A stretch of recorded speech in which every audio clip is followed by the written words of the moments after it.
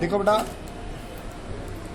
सबसे पहला एमसीक्यूज है हमारा कि in the cross between two opposite trade, जिसमें दो ट्रेड आप स्टडी करते हो ना,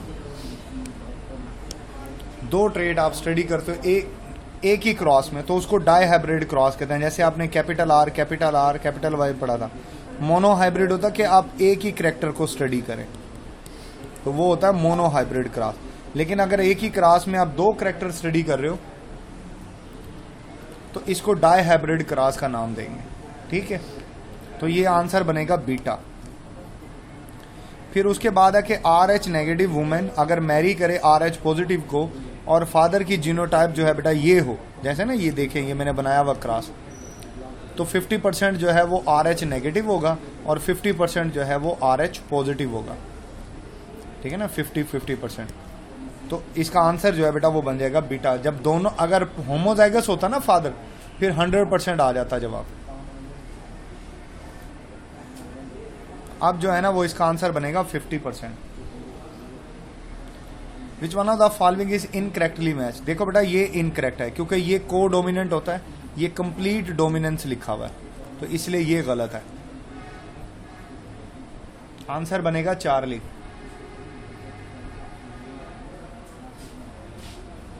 when a neuron show the stable resting potential. देखो बेटा जब रेस्टिंग में होता है तो सोडियम 10 टाइम्स ज्यादा होता है हायर आउटसाइड और 20 टाइम पोटाशियम होता है इनसाइड, तो आंसर इसका बनेगा beta. When action potential began sodium gate open allowing the sodium. देखो बेटा जब सोडियम अंदर आता है ना, ऐसे सोडियम गेट के थ्रू अंदर आएगा तो ये अंदर की साइड को पॉजिटिव बना देता है और बाहर की साइड जो है ना वो नेगेटिव हो जाती है। ये डीपोलराइजेशन में ऐसे ही होता है।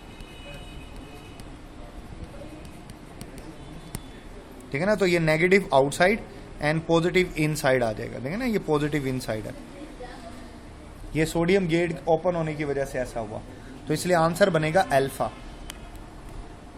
आंसर क्या बनेगा? अल्फा बनेगा। चलो बाद आगे चल रहा हूं मैं।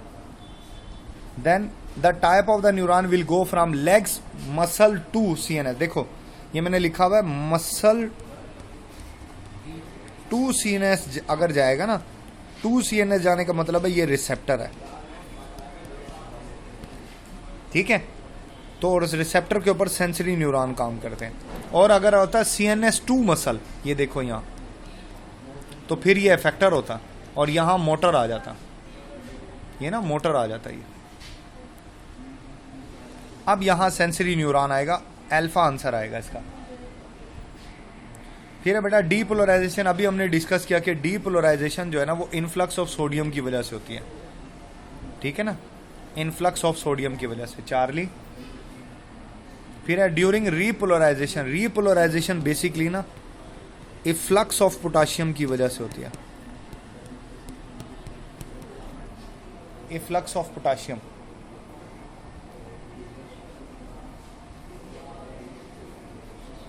इफ्लक्स ऑफ पोटाशियम की वजह से लिखा ना पोटाशियम आउट, इसका आंसर बनेगा Charlie. Primary function of myelin sheath. देखो बेटा माइलिन शीट जो है ना वो रेजिस्टेंस को कम कर देती है, रेजिस्टेंस, एक्सटर्नल रेजिस्टेंस कम हो जाती है। ठीक है ना, एक्सटर्नल रेजिस्टेंस से कम होने से कंडक्शन इंक्रीज हो जाती है, तो दैट्स व्हाई इसका आंसर बनेगा चार्ली। चार्ली बनेगा 9 में। फिर आ जाता है progesterone secreted bye corpus luteum. ये ना ग्राफियन फॉलिकल इसमें बदलता है, जब इसमें से एग रिलीज हो जाता है ना,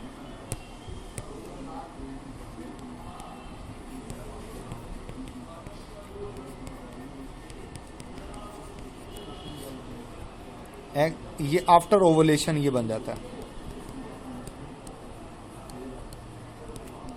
आफ्टर ओवुलेशन ऐसा होता है कि ये कार्पस ल्यूटियम बन जाएगा और कार्पस ल्यूटियम प्रोजेस्टेरॉन पैदा करना शुरू कर देता है।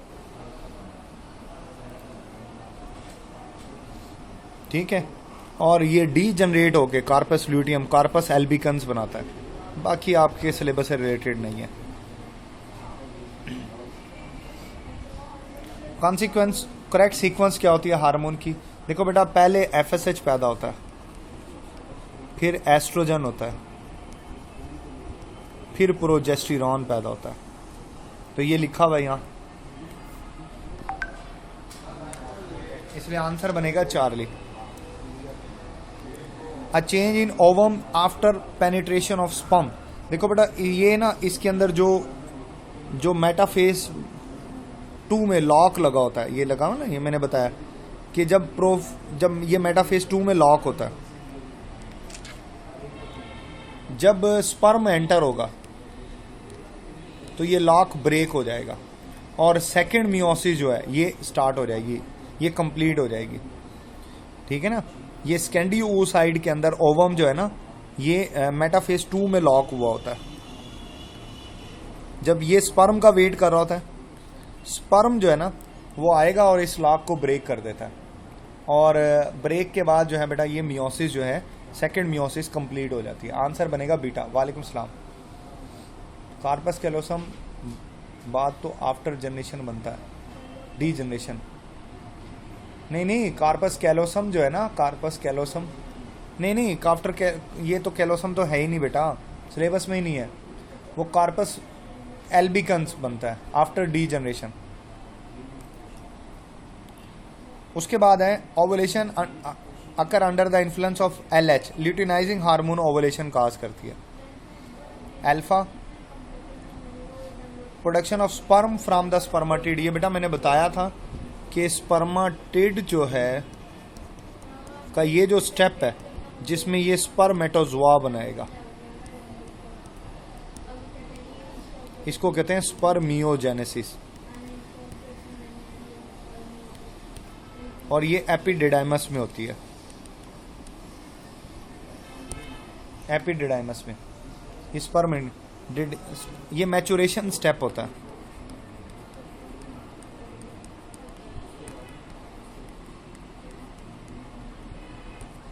स्टेप इसको कहा जाता है, ये स्पर्मियोजेनेसिस कहलाएगा।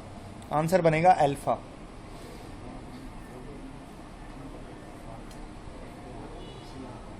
Luteal phase. देखो बेटा, जिस वक्त ल्यूटियल फेज चल रहा होता है ना, उस वक्त यूट्रस के अंदर सेक्रेटरी फेज चल रहा होता है। ओवरी में ल्यूटियल फेज चल रहा होगा और सेक्रेटरी फेज इधर चल रहा होता है, इसलिए आंसर बनेगा डेल्टा। ठीक है।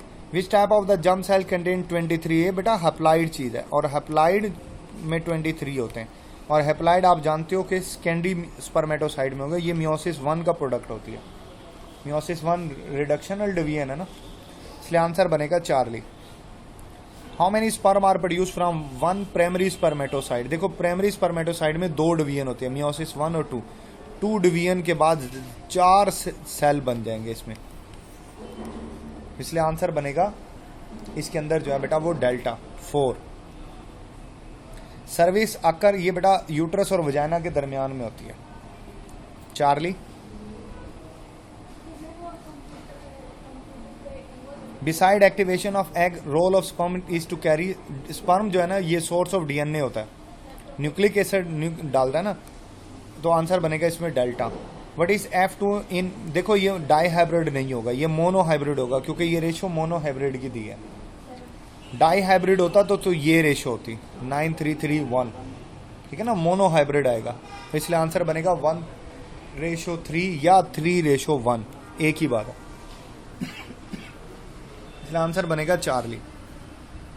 विच trait are only present in man not in women? Y linked, जैसे कि SRY, ये बनेगा beta. An alternate form whose number is more than 2। More than 2 का टर्म यूज हुई है ना, इसलिए इसमें आएगा मल्टीपल अलील। जैसे ABO के केस में 3 होते हैं। Beta. Which percentage of patient suffering from haemophilia? 9। Haemophilia 9 factor बेटा B में होता है, और ये 20% होता है टोटल का। और A आप जानते हो 80% होता है, C जो है वो लेस देन 1% होता है। ये फैक्टर 8 होता है इसमें एब्सेंट, और इसमें फैक्टर जो है वही है।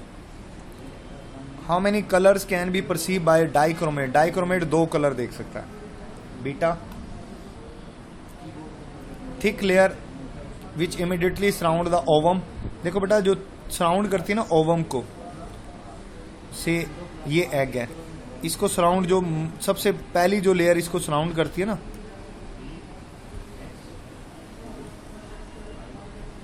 वो यही जोना पैलासिडा होती है।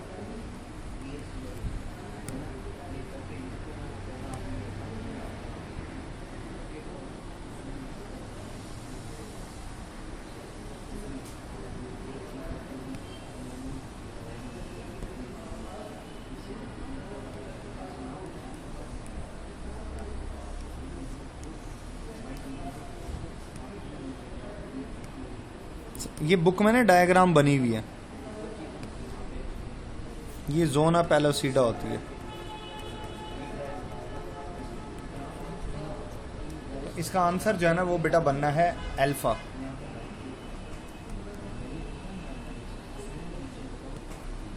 उसके बाद आगे चल रहा हूं, next number of chromosome in स्कैंडियोसाइट। अभी हमने पढ़ा था कि ये हैप्लाइड होता है, 23 आएगा। कोरोना रेडिएटा बाहर होती है बेटा, आउटर लेयर होती है। जोना पैलिसिडा इनर लेयर होती है। सबसे पहली लेयर पूछा ना उसने, तो ये जोना पैलिसिड होगी, ये तो आउटर होगी। हाँ, स्पर्म जो होता है ना कोरोना रेडिएटा को तोड़ता है। कोरोना रेडिएटा टूट जाए ना तो जोना पैलिसिडा ब्रेक हो जाता है। Level of estrogen and progesterone are minimum. देखो बेटा ये मिनिमम होता है ऑन साइड ऑफ मेंसुरेशन, क्योंकि प्रोजेस्टेरॉन जब लेस होता है तभी तो मेंसुरेशन होती है। बाकी इनमें तो सेक्रेटरी फेज में ये मैक्सिमम होते हैं। फॉलिकल और ओवुलेशन के टाइम में एस्ट्रोजन मैक्सिमम होता है, प्रोजेस्टेरॉन तो अभी पैदा नहीं हुआ होता। मेंस्ट्रुअल फेज के बाद फौरन बाद फॉलिकुलर फेज आता है, ठीक है ना, या फॉलिकुलर आता है या प्रोलिफरेटिव आता है। देखो ना, पहले 7 दिन मेंस्ट्रुएशन है, फिर 7 से लेके 14 तक या फॉलिकुलर फेज होता है या फिर प्रोलिफरेटिव फेज होता है। तो इसलिए आंसर इसका फॉलिकुलर फेज आएगा बीटा। प्रोलिफरेटिव तो ऑप्शन में ही नहीं है। Which is incorrect for human female. देखो बेटा यहाँ लिखा हुआ ovulated egg release during pregnancy die. भाई ड्यूरिंग प्रेगनेंसी एग बनता ही नहीं, रिलीज होना या डाई होना तो सवाल ही पैदा नहीं होता, ठीक है ना। हाँ, ऑन सेट ऑफ मेंस्ट्रुएशन आएगा बेटा, एस्ट्रोजन का लेवल जब बढ़ जाएगा, लेस हो जाता है, सॉरी ये मिनिमम हो जाएगा, तभी तो मेंस्ट्रुएशन होती है। सेक्रेटरी फेज में ये मैक्सिमम होता है।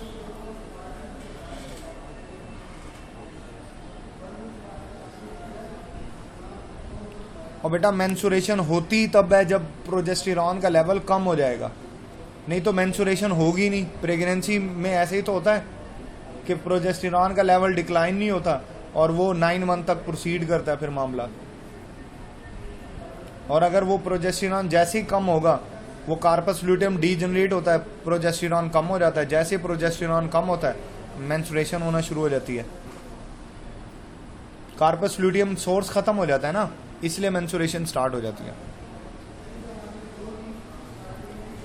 मेंस्ट्रुएशन काज देखो ये आ गया, fall in progesterone level, progesterone कम हो जाएगा।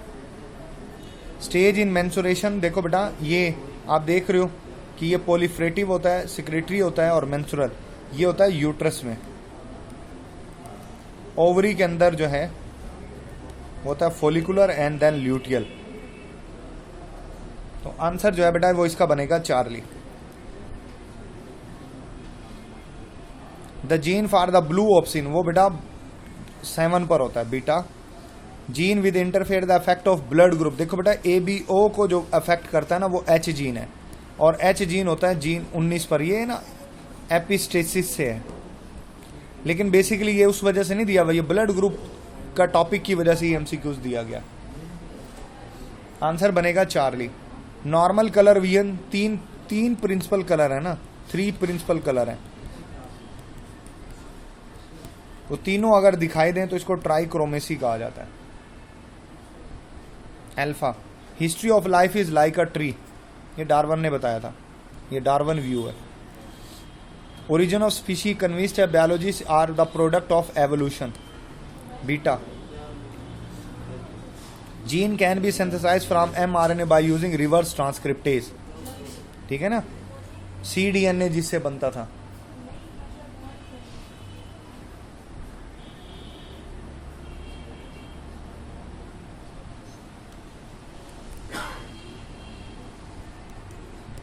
ये आप करते थे ना।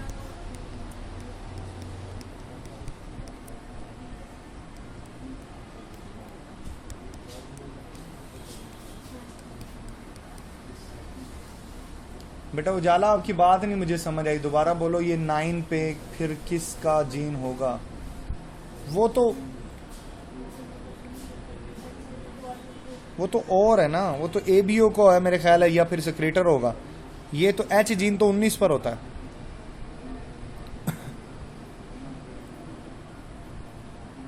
Restriction endonuclease cut the specific sequence, और वो स्टिकी एंड प्रोड्यूस होते हैं। ठीक है ना, स्टिकी एंड जो है बेटा ये कुछ यूं पैदा हो जाते हैं, डबल ए डबल टी, ये हो जाते हैं ऐसे।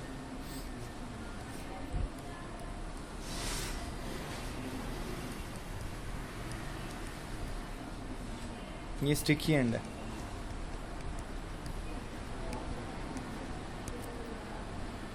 Commonly use restriction enzyme is Eco R1, ये प्लाज्मिड है।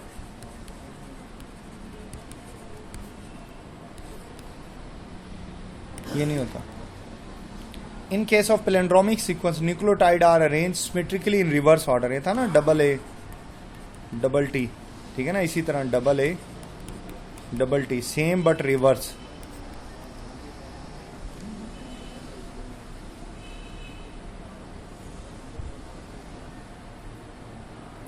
PBR 322 इसमें बेटा टेट्रासाइक्लिन और एम्पिसिलिन दोनों के लिए होते हैं, इसलिए इसका आंसर जो है ना बेटा वो बनेगा डेल्टा। ये की रॉन्ग लगी हुई है। After lambda phage attach to the host bacterium the recombinant DNA, देखो ना रिकम्बिनेंट डीएनए एंटर हो जाता है। वायरस से जो है ना ये बैक्टीरिया में एंटर होगा। लैम्डा फेज ये वायरस को ही बोला जाता है।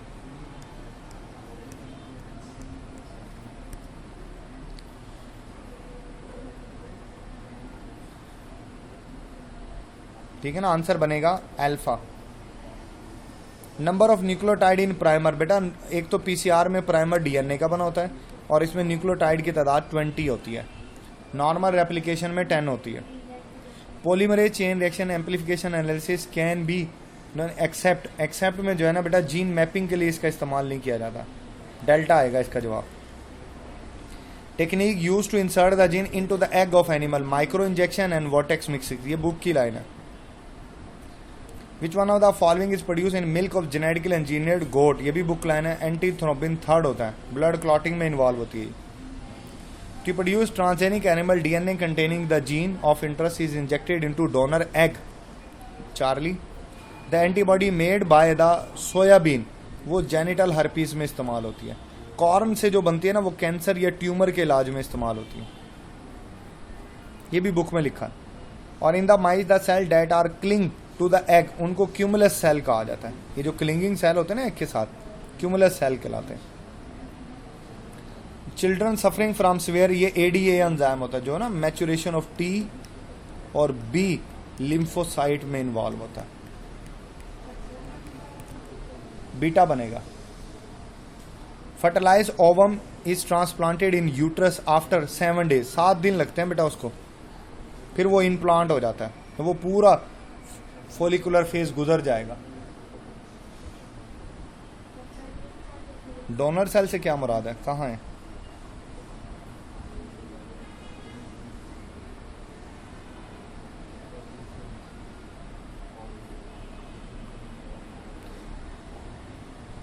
हाँ ना, तो जो रेसिपिएंट आ जाए या डोनर आ जाए, जो भी होगा ना उसके एग में से जीन लेंगे या एग में जीन डालेंगे। डोनर नहीं आना चाहिए था यहाँ, वैसे रेसिपिएंट आना चाहिए था। बहरहाल जवाब एग आएगा।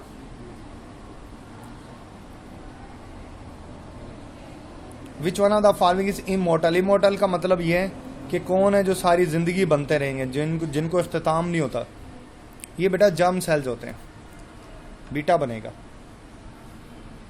सिस्टिक फाइब्रोसिस में एपिथेलियल सेल के अंदर जो है बेटा क्लोराइड आयन कैरियर जो है ना वो वर्क नहीं कर रहा होता, आंसर बनेगा alpha.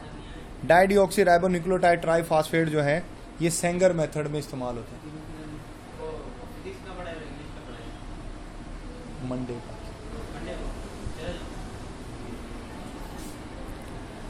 PCR amplification analysis can be used. Delta.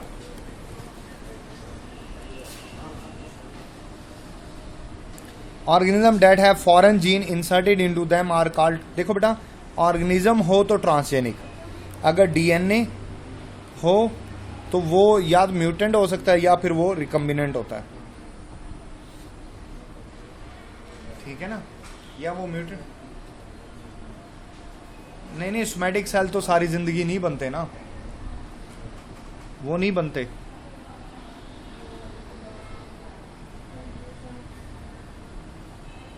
नहीं, ब्रेन के सेल नहीं होते। ब्रेन के सेल तो एक दफा बनते हैं और जी नॉट फेज में चले जाते हैं, दोबारा नहीं बनते। Organism use as a biofilter, air pollutant के तौर पे ना ये ट्रांसजेनिक बैक्टीरिया इस्तेमाल होते हैं। आंसर बनेगा delta. A bacteria that normally colonize the root of the corn plant has been endowed with gene, ये बेटा इंसेक्ट टॉक्सिन जीन जो है ना वो उसके अंदर डाला जाता है, जो कि उनको इंसेक्ट से दूर रखता है। टीम ऑफ जापानीज जो है बेटा वो C4 साइकिल इंसर्ट कर रही है राइस के अंदर, बुक लाइन है। और ओवुलेशन जो होती है ना वो ये फर्टाइल विंडो होती है, ये 8 से 14 दिन की, आपकी बुक में 14 दिन से ऊपर नहीं जाता ये, तो इसलिए ज्यादा सूटेबल आंसर ये है 12 से 14।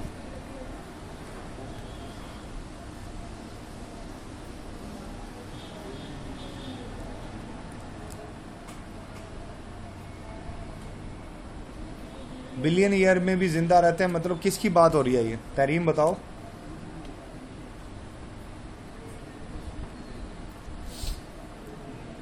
If no fertilization, corpus luteum जो है ना बेटा वो डी जनरेट हो जाएगा और बन जाता है कॉर्पस एल्बिकन्स। तो कॉर्पस एल्बिकन्स बनाएगा बेटा, चाहे जितने मर्जी अरसे तक जिंदा रहे बहरहाल मर जाएंगे और नए नहीं बनेंगे।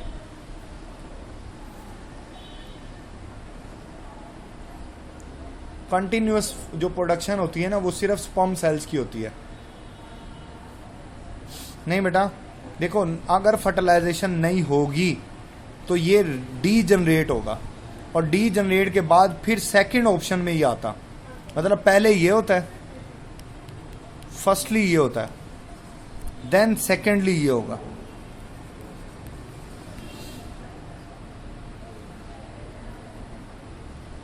सेकेंडली ये होता है, पहले वो डी जनरेट होगा, लेकिन वो डी जनरेट होता रहता है, ठीक है ना, लेकिन उस वक्त भी प्रोजेस्टेरॉन पैदा कर रहा होता है, तो कॉर्पस एल्बिकन्स बनता है ना, फिर ये स्टॉप होता है, तो पहले ये आएगा। और मैंने बताया था ये सिर्फ नाम नहीं लिखा हुआ, बाकी ये डायग्राम बनी हुई है इसकी, हाँ ना, नाम नहीं लिखा हुआ लेकिन डायग्राम बनी हुई है, मैंने खुद भी बताया था तुम्हें ये। तो पहले ये आएगा, फिर दूसरे नंबर पे वो आता है। Hormone promote the apical dominance but induce parthenocarpy, auxin आएगा। It promote the closing of stomata, stomata close करता है एब्सिसिक एसिड ABA, और ओपनिंग में इन्वॉल्व होता है साइटोकाइनिन। बेटा कहीं कहीं मुझे भी फॉलो कर लो, थोड़ा फायदा ही होगा, नुकसान नहीं होगा।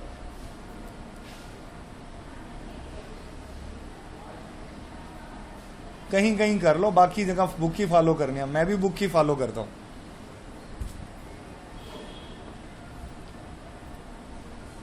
Which is not the synthetic auxin, indole acetic acid, ये सिंथेटिक है, सॉरी ये नेचुरल है, बाकी सिंथेटिक है। Delta situated quite deep in the body, encapsulated neuron ending receive deep pressure stimulus. देखो बेटा डीप प्रेशर जो है ना वो पेसिनियन कार्पसेल्स करते हैं, सरफेस स्टिमुलाई को फील करते हैं मेसनर कार्पसेल्स।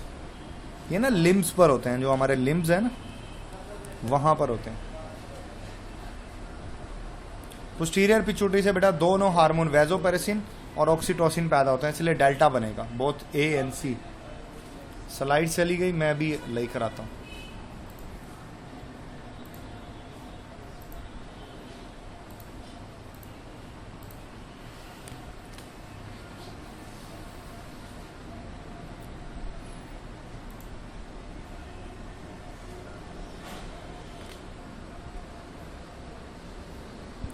आंसर बनेगा डेल्टा। अब देखो यहाँ लिखा हुआ है स्मॉल टी हेट्रोजाइगोट के साथ जो है बेटा इसको क्रॉस करवाया, तो आप अगर ये देख लें ये क्रॉस करवाया हुआ, एक ये बना और एक ये बना, यानी 50-50 आया, ठीक है ना। तो आंसर इसलिए 50% रिसेसिव आएगा, आंसर बनेगा बीटा। ये क्रॉस मैंने बनाया हुआ है। फिर उसके बाद है कि एक ब्लू आई कलर जो है वो रिसेसिव है ब्राउन आई पे, और brown eye man whose mother was blue eye. इसका मतलब क्या है कि बंदा जो है ना वो हेट्रोजाइगोट है, ये है कैपिटल आर स्मॉल आर, ये है। और फिर उसको क्रॉस करवाया ब्लू आई के साथ, ये स्मॉल आर ये ब्लू आई है, ठीक है ना। ये मैं दोबारा बना देता हूँ, देखो ये आ गया ब्राउन आई, और इसको स्मॉल आर के साथ करवाया है, ये है ब्लू आई। तो आप इसको यूं रखेंगे तो ये आ गया, ये हो गया ब्राउन और ये हो गया ब्लू। तो बेटा ये 50-50 आया, और 50-50 में ना 1:1 लिखा जाता है, तो ये इसलिए मैंने ये लगाया हुआ अल्फा।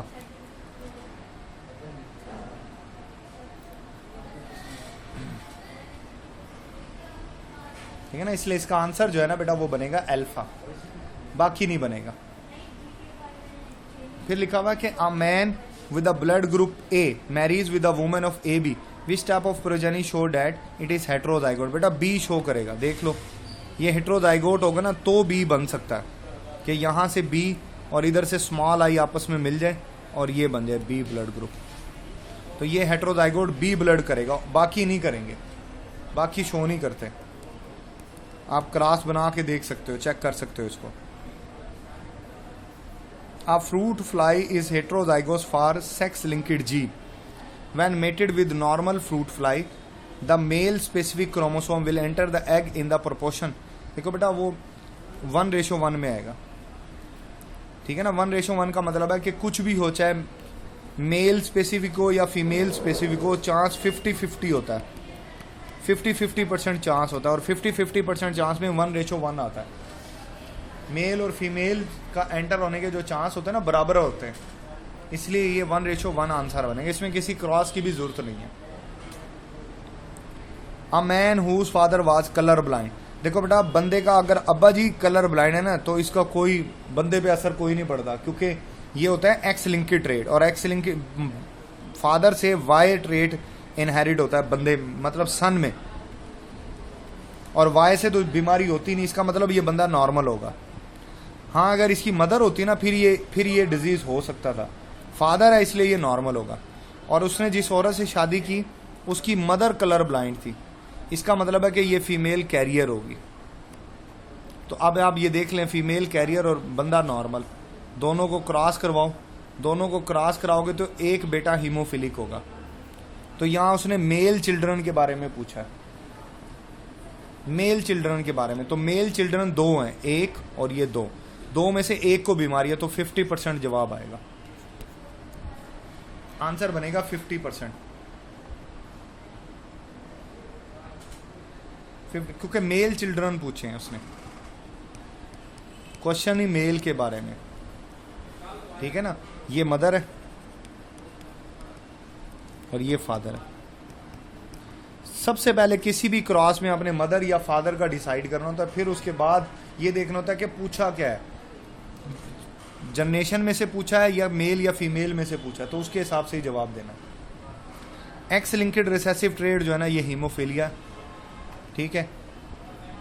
ह्यूमन स्किन कलर जो होता है ये पॉलीजेनिक होता है, पॉलीजेनिक कंटिन्यूअस होता है।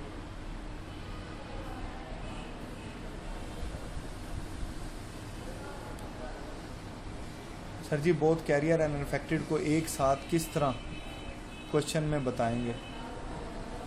देखो बेटा कैरियर का देखो वालदैन के बारे में बताया जाए ना, मतलब एक बंदा है उसकी वालदा या उसका वालिद, असल में ये आपको ये फैसला करने में मदद देता है कि वो बंदा कैरियर है या नॉर्मल है, ठीक है ना। जैसे ये फीमेल थी, इसकी मदर कलर ब्लाइंड है, इससे क्लियर पता लग जाता कि ये कैरियर है। फिर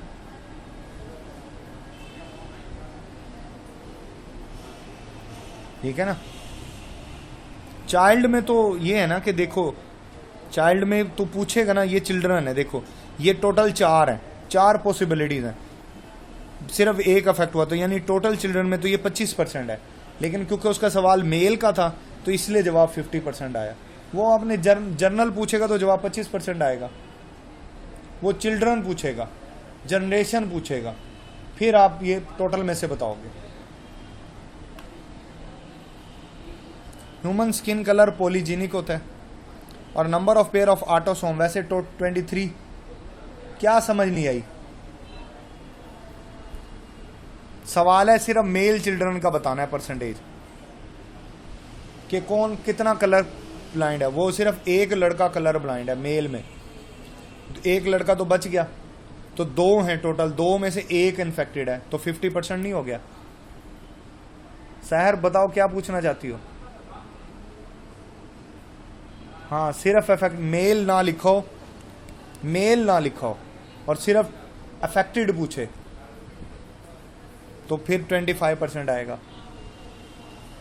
कैरियर का पूछेगा तो कैरियर में सिर्फ ये कैरियर है, तो ये भी 25% है, कैरियर भी टोटल जनरेशन में से। बच्चियों में से, गर्ल्स में से पूछेगा कि इन दोनों में से, फिर ये 50% है कैरियर के बारे में, क्योंकि ये कैरियर है, सिर्फ ये वाली ये कैरियर है, लड़का कैरियर नहीं है, वो हीमोफिलिक है। चलो ठीक, okay. The longest cell in the animal cell, बेटा लॉन्गेस्ट सेल न्यूरॉन होता है, सबसे बड़ा। Nerve cell are divide of sarcolemma, ये मसल फाइबर में पाई जाती है। Largest number of cell body, बेटा मिलियंस की तादाद में एसोसिएटिव न्यूरॉन ब्रेन में पाए जाते हैं। फिर दूसरे नंबर पे स्पाइनल कार्ड में। बच्चे मिक्स कर रहे थे स्पाइनल नर्व्स को, बेटा नर्व तो एक्सॉन को कहते हैं, और लिखा हुआ है 31 पेयर। हो बेटा ये 31 पेयर तो बहुत थोड़ी चीज़ है, सेल बॉडीज तो लाखों में होती है न्यूरॉन ब्रेन के अंदर, ये तो कुछ भी नहीं है, ठीक है ना। तो ब्रेन में सबसे ज़्यादा सेल बॉडीज पाई जाती है, अल्फा आएगा। Axon is characterize by conduction of impulse.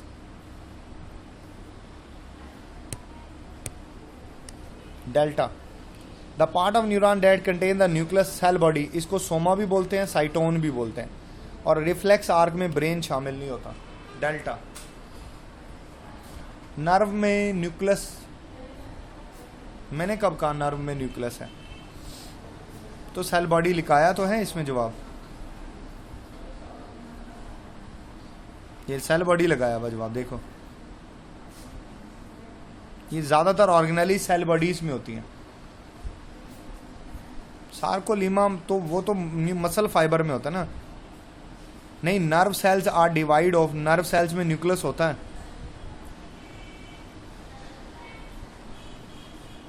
Cytoplasm भी होता है। 51,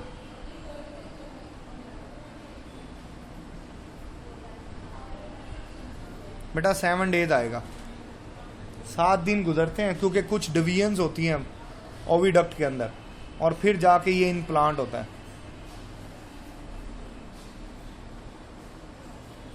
हाँ, नर्व सेल्स को न्यूरॉन कहते हैं।